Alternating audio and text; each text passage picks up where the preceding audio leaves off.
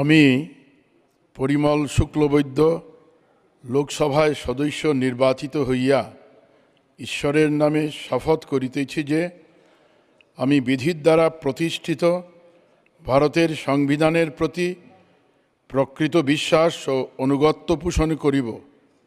আমি ভারতের সার্বভৌমত্ব ও সংহতি রক্ষা করিয়া চলিব এবং যে কর্তব্যভার আমি গ্রহণ করিতে চলিয়াছি তাহা আমি বিশ্বস্তভাবে নির্বাহ করিব।